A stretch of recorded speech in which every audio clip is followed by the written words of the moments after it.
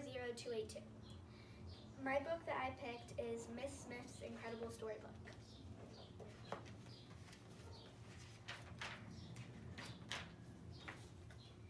It was the first day of school. Zach was waiting for his teacher to arrive.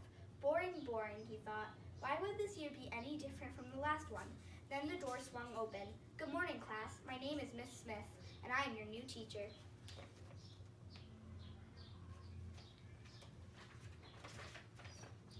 Miss Smith seemed very different from Zach's other teachers, but the day went along like every school day Zach could remember, until Miss Smith said, "It's story time." When she sat at her desk and started to read from the book she had brought with her, Zach couldn't believe his eyes. The storybook characters came to life, and the classroom was swept up in a swashbuckling pirate tale. Zach and the rest of his class were right in the middle of the story.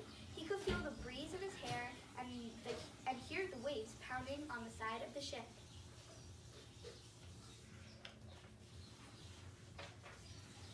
From then on, Zach couldn't wait to go to school. Every day there was a new story to look forward to. When Miss Smith finished reading, all the characters and adventure whooshed back into her book.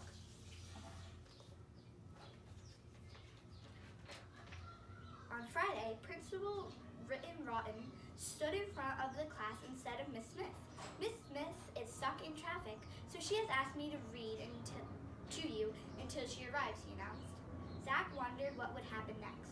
Principal Written Rotten started to read.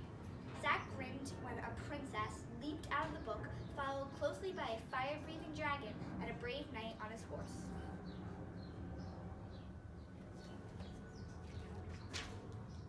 Principal Written Rotten was so surprised that all he could do was scream and throw the book up in fright. "I'm going for help," he called over his shoulder as he ran out the door.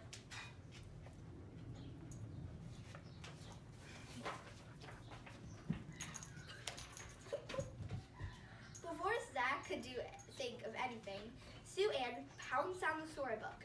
But she didn't finish the dragon story. She started reading another one instead. The princess, the dragon, and the knight did not return to the book, but the three bears and Goldilocks climbed out.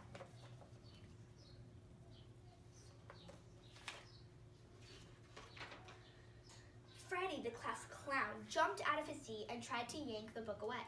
When Sue Ann let go, he tumbled backward and the book flew across the room. The whole class laughed.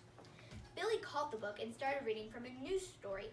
Zach shook his head in amazement when the Mad Hatter, the Cheshire Cat, and Alice popped out to join the others.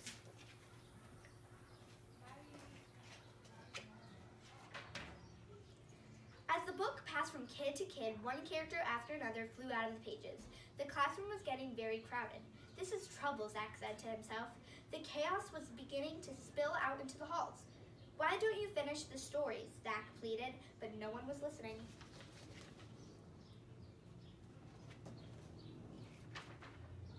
Miss Smith brought her car to a screeching stop in front of the school. "Uh-oh, there seems to be a little problem," she said to herself as she raced inside.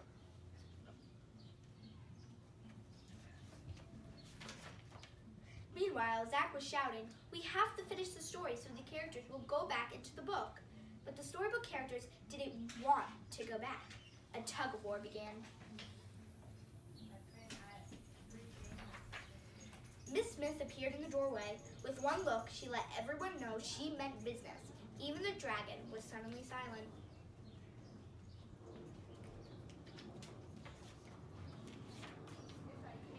Zach handed the book back to Miss Smith. She ruffled through the pages, adjusted her glasses, and started to read. The cast sat spellbound as she finished each story in turn. With a swirl and a whoosh, one character after another disappeared into the book, until the classroom was quiet and tidy again.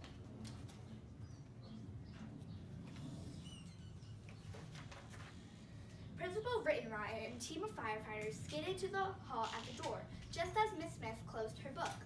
"May I help you, Principal Written Rotten?" asked Miss Smith, but the principal couldn't seem to answer. He just stared at the quiet class with his mouth wide open.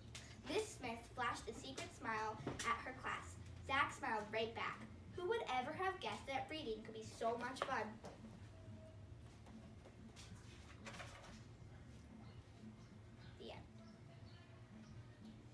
So I think the lesson of this story is when you read, always have an imagination, and when you have an imagination, the characters in the book can come to life.